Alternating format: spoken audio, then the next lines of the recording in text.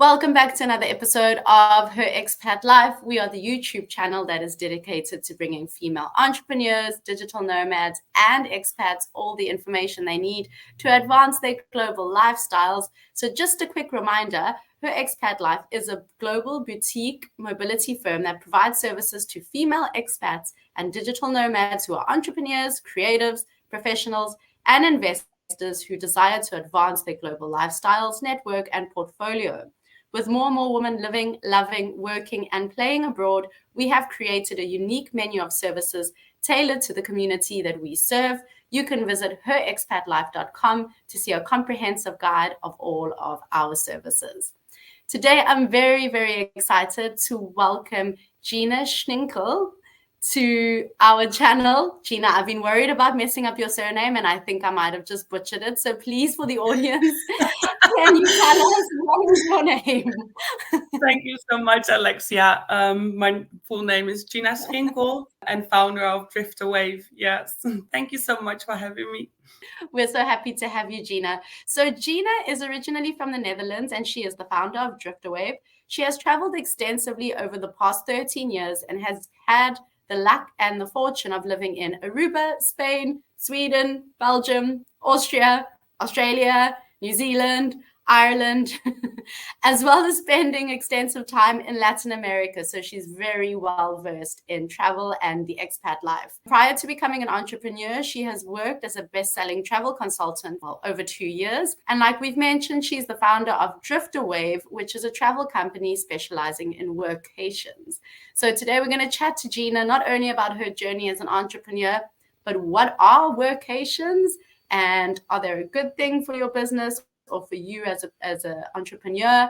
And she's going to talk to us a little bit more about emerging trends in this sector. So Gina, welcome. We're so happy to have you. Thank you. Okay, Gina, so you've been a cowgirl in Australia, a yachty in international waters, a bungee model by accident. You've worked in ski resorts and now you're a female entrepreneur. This is just to mention a few of the hats that you've worn in your life.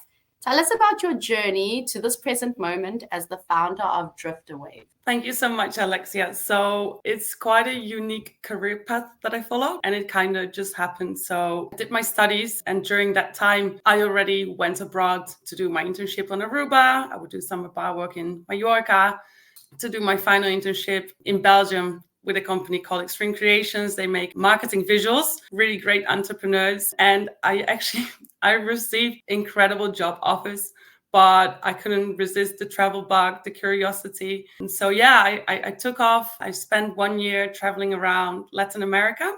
Then I came back. There were opportunities, but I chose to learn how to ski, which brings us to the actual place where I am today in Saalbach-Hinterglemm, where I am on workation today. So what does it actually mean? It means to spend a period of time abroad, away, to work remotely. But like you also mentioned, there's also people that are on the road constantly, like digital nomads. And I'm really hoping to facilitate in this trend because it has many positive outcomes. Personally, I would not go back into an office full time. And I think the trend is only getting bigger. So I'm very, very happy about the opportunity that's been given to us.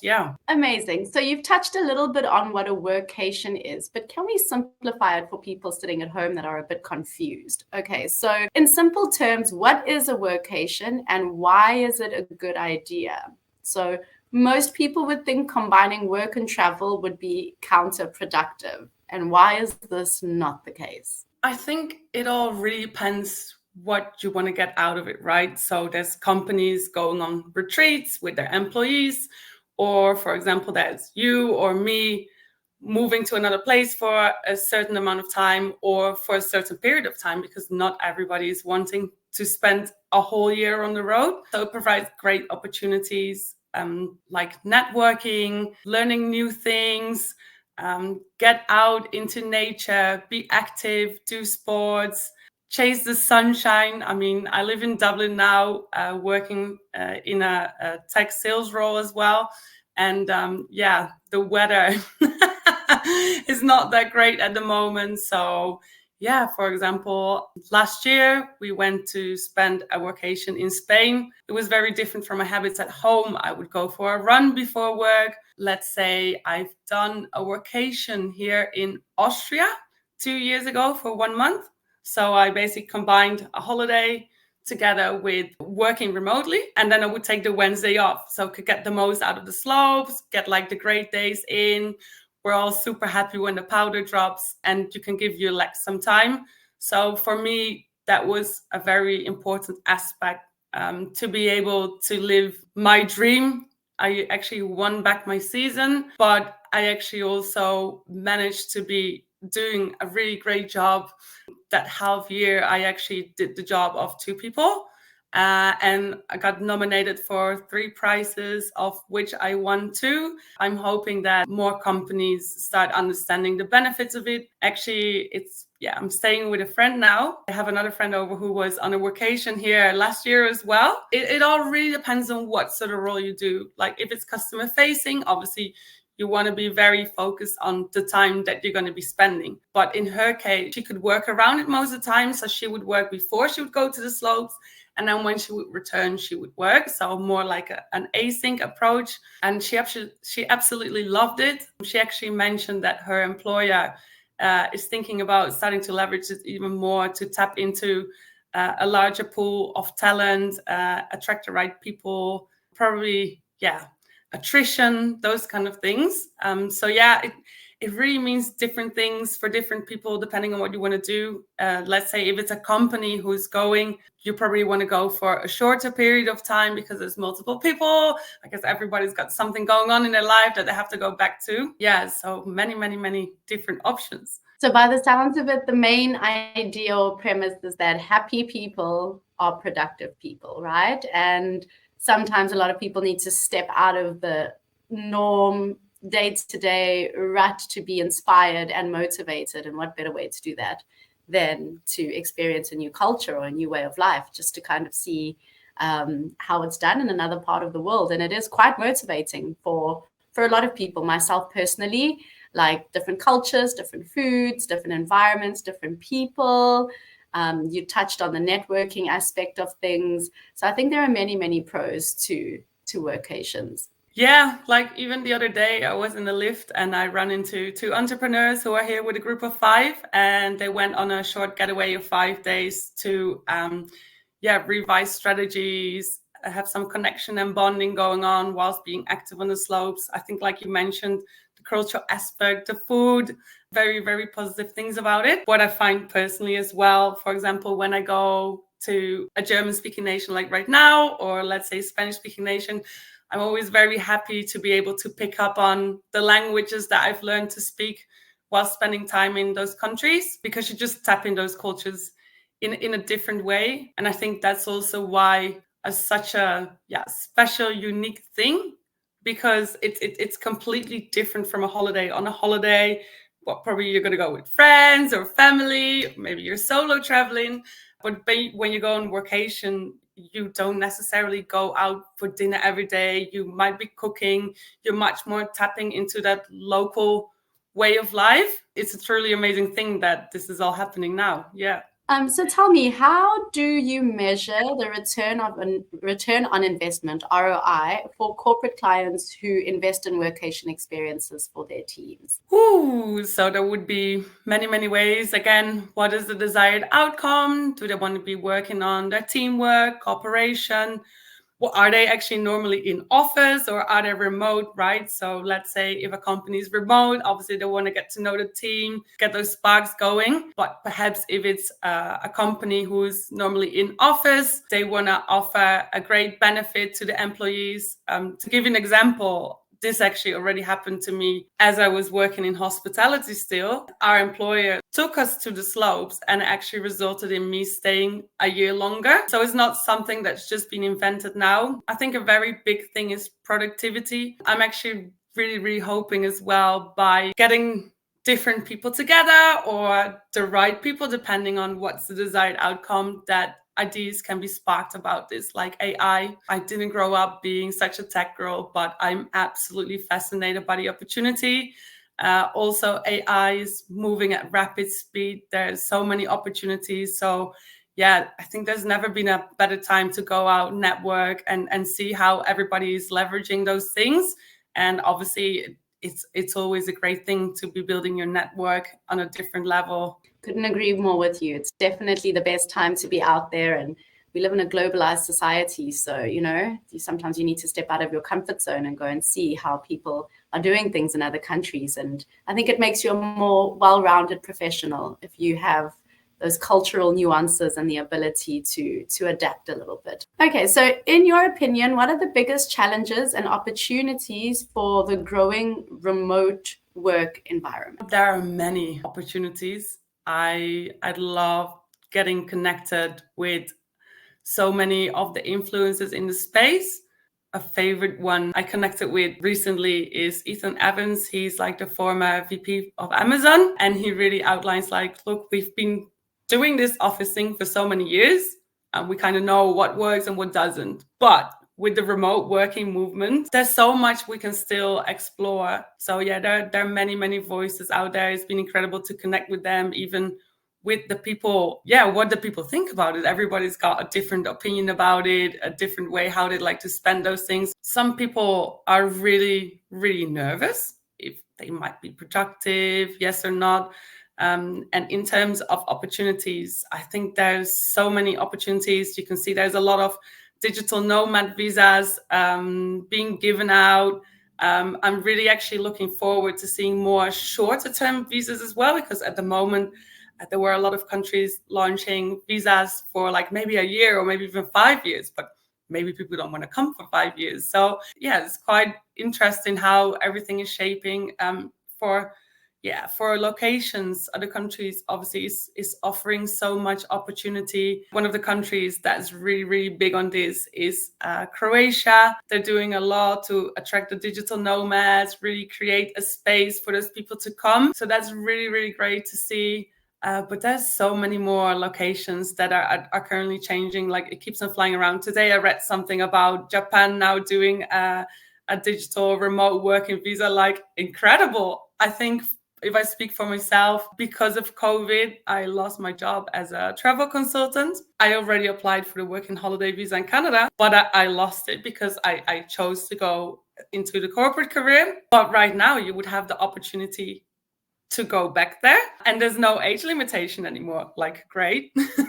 Yeah, I think also in terms of locations that are like a bit more hidden, and not necessarily like, oh, I've been to that city and I've taken that Instagram shot. No, you really get the opportunity to explore nature that's maybe not have been visited so extensively, or really connect to the locals there, and then actually also be giving back to them. Obviously, like, tourism is a great engine for the economy in many countries.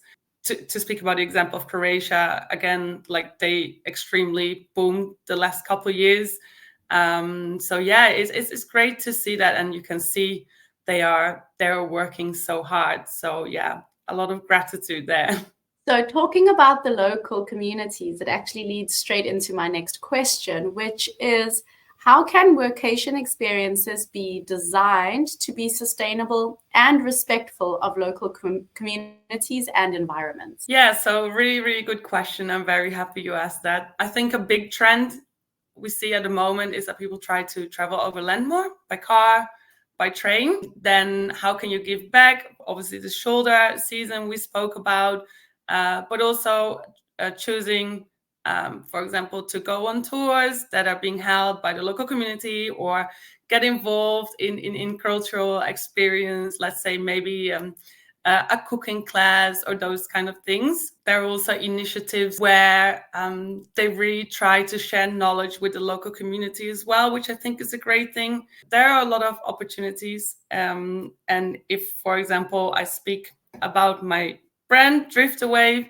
I would love to set up a partnership in the future with the ocean cleanup. It's something that's really important. It's very close to my heart. I'm really looking forward to that. Obviously, there's always like pros and cons, but I'm really looking forward to work together more with local communities.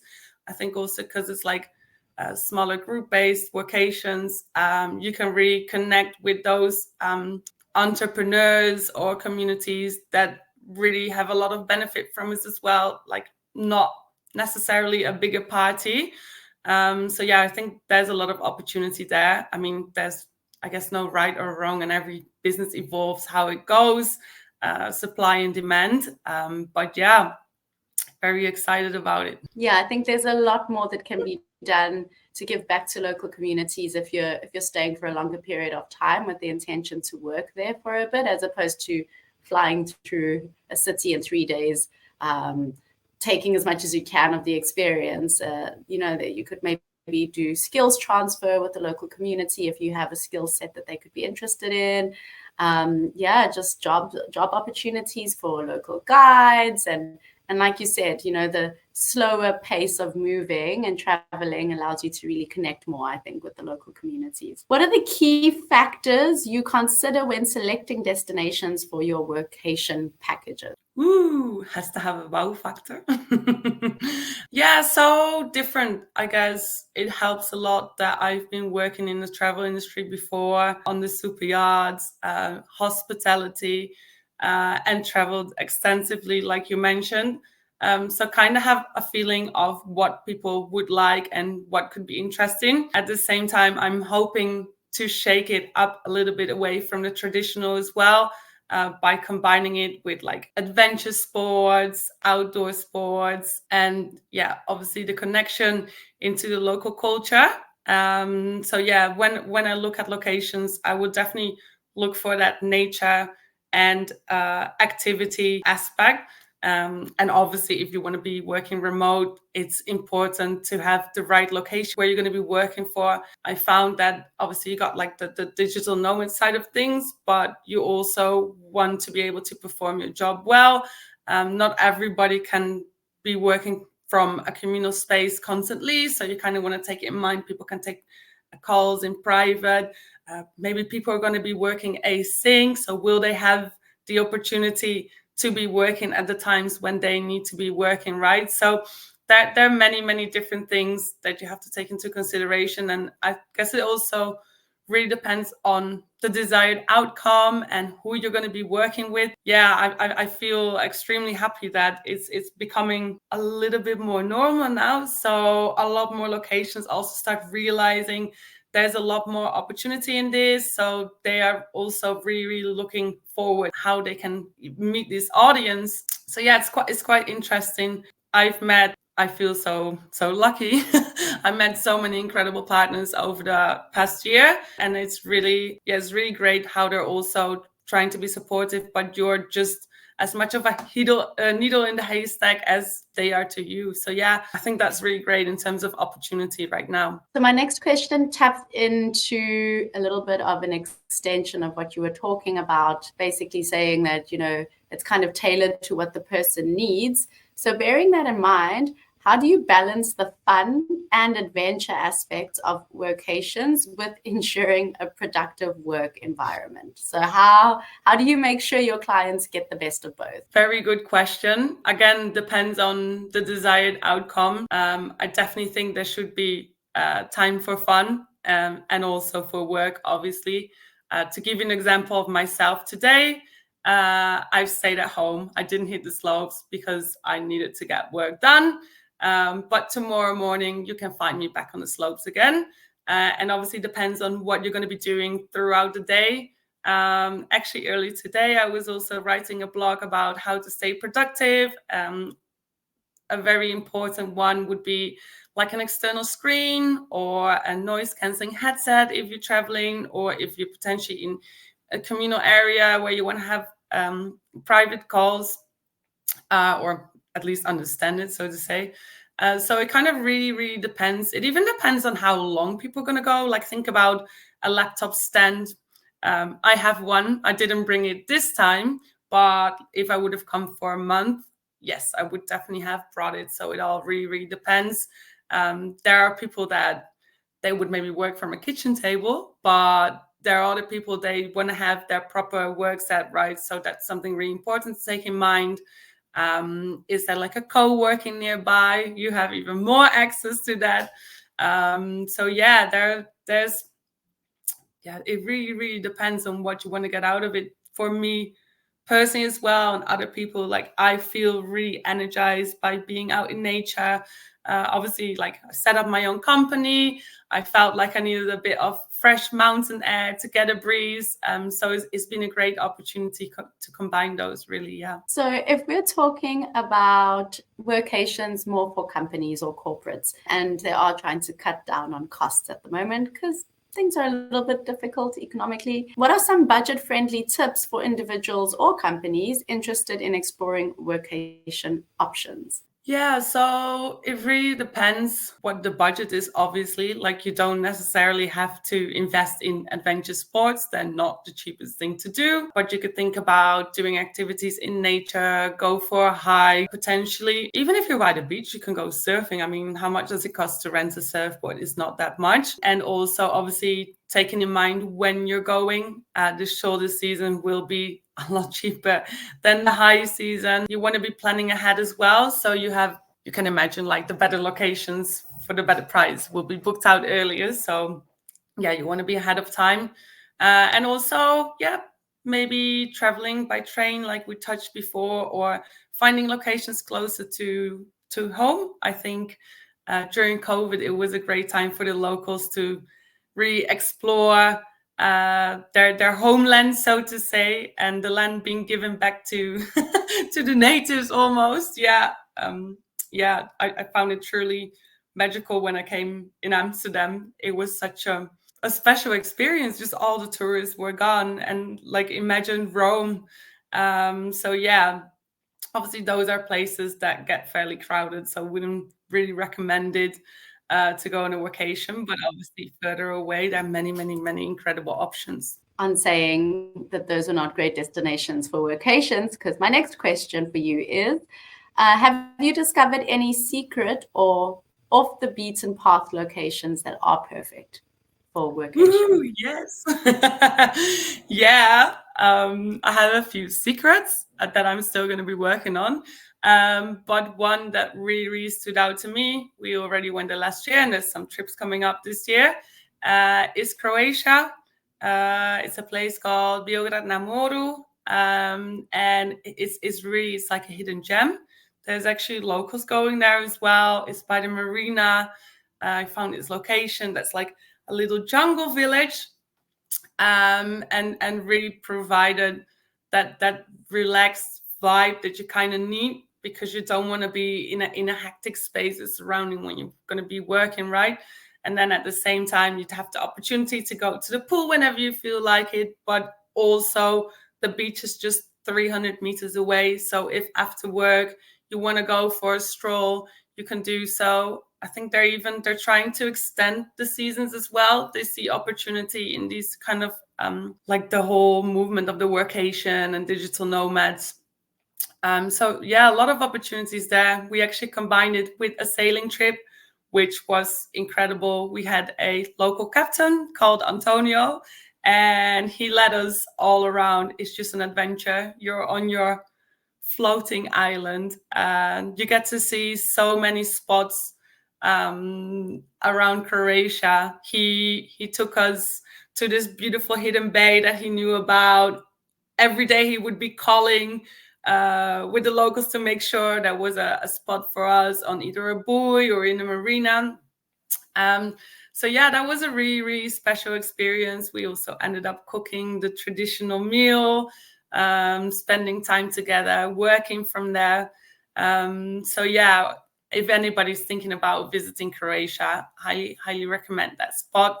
Perfect. Okay, so what are some of the most unique or memorable cultural experiences you've witnessed on your workation journeys? So you've just spoken to us about Croatia. Is there another experience that jumps out at you from a cultural point of view? I'm probably going to go with San Sebastian in Spain, actually. It is a city. Obviously, there's a lot of culture there. It's just a really special experience because it's like a city like no other. I didn't know about it before. They have some of the most Michelin star restaurants in the world, but at the same time, they have a lot of these restaurants with all these tapas. and there's just not even always chairs. People just get a drink, get a bite, and you hop from one to another.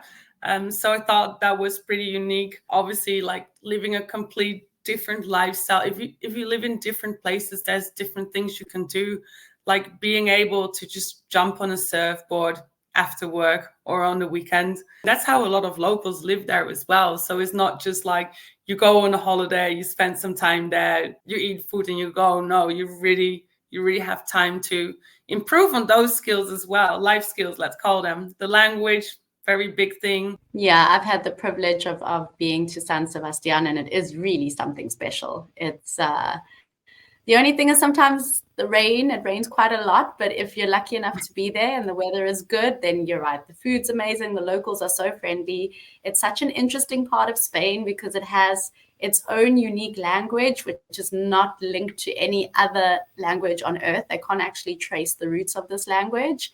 And it just doesn't sound like Spanish at all. They have so many of their own local traditions and cultures. So yeah, I agree with you. It's a great spot. Okay, Yeah. Gina, my next one is a fun one. So if you could collaborate, if you could collaborate with anyone, real or fiction, to create the ultimate workation experience, who would it be and why? Ooh, I like this question. It would actually be Mandy France from Remote Workers Worldwide. She's building the largest online community. She also happens to be Dutch and has worked at LinkedIn. But yeah, it's just impressive, her whole journey, what she's done. Even myself now working on this project, she's been very supportive. Whenever I hear podcasts about her, she's got this very positive spirit going on. So yeah, I would love to meet up with her and see if we could create something incredible together.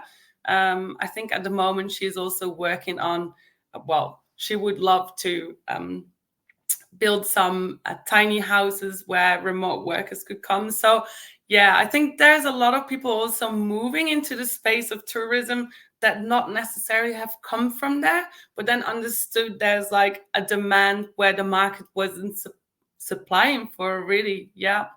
So, but yeah, I could name a few more. There's so many incredible people in the space. To name one other person that I've been in touch a lot with lately as well is Nadia Harris.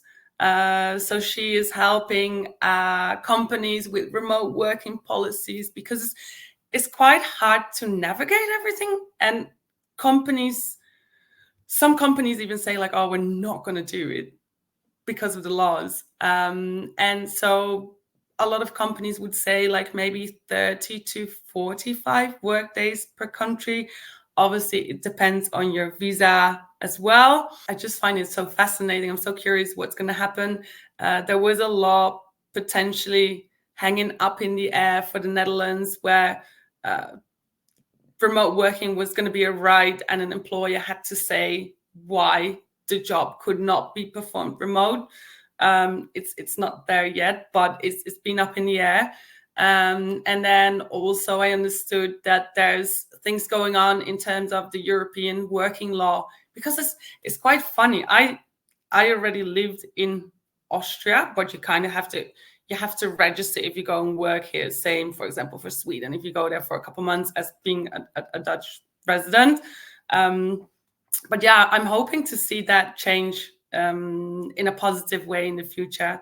I think people are going to keep on traveling, so the local community might as well benefit a bit from it. And yeah, we can have some better guidelines on how to navigate this, because obviously it's not easy.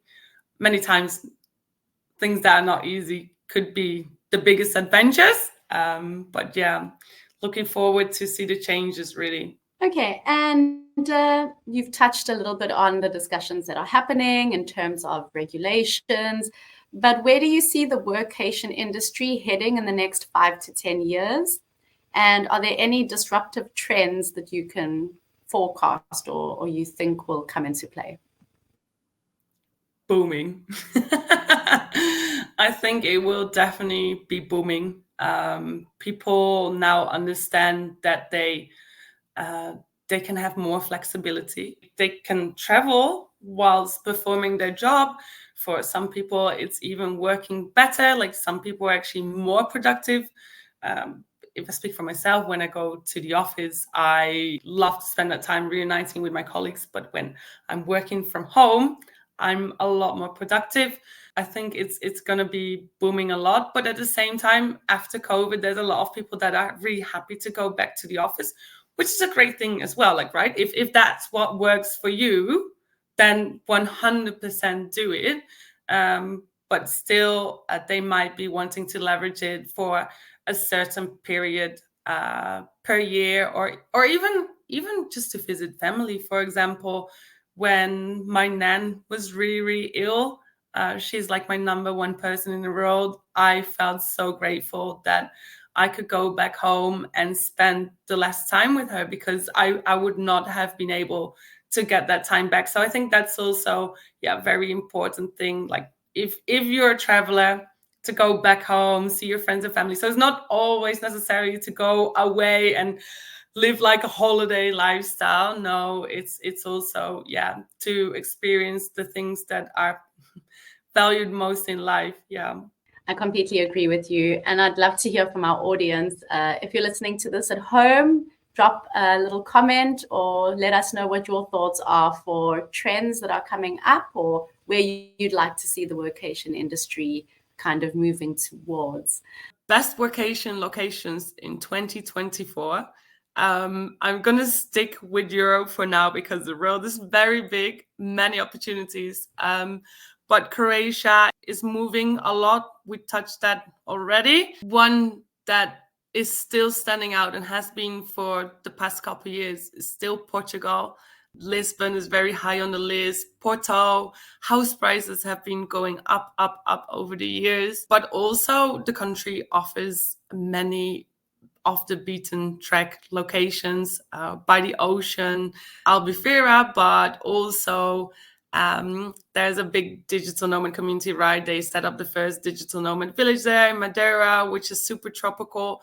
I think it's a great place to go. The people are so lovely, kind. The food, I think the whole world by now must have heard about the pastel de nata.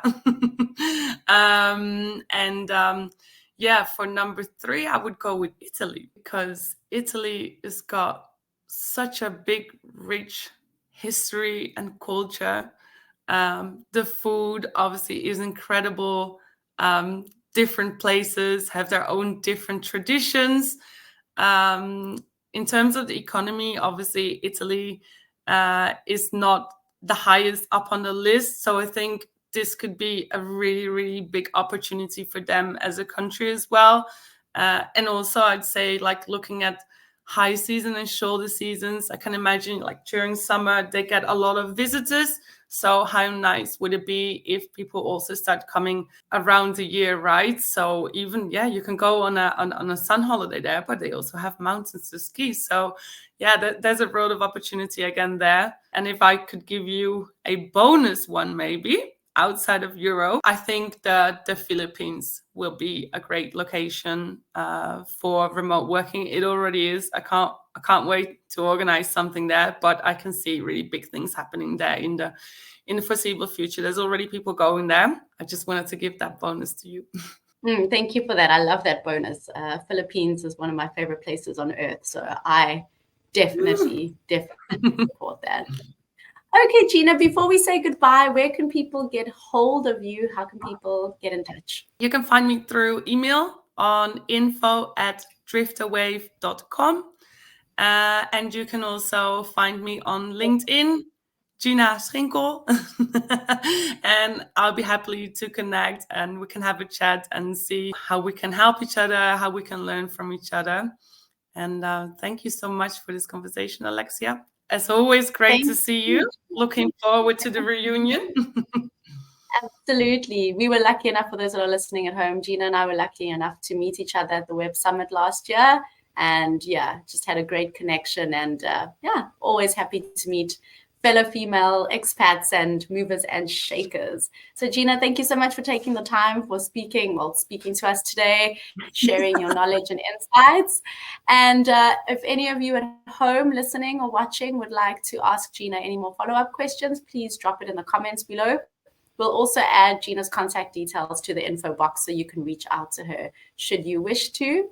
And just a reminder to visit herexpatlife.com to see a comprehensive list of our services that we offer. And we are launching an app soon, so please keep your eyes peeled to our social media pages for more information on that. Thank you so much, Gina. We hope to have you back soon. Thank you. Take care.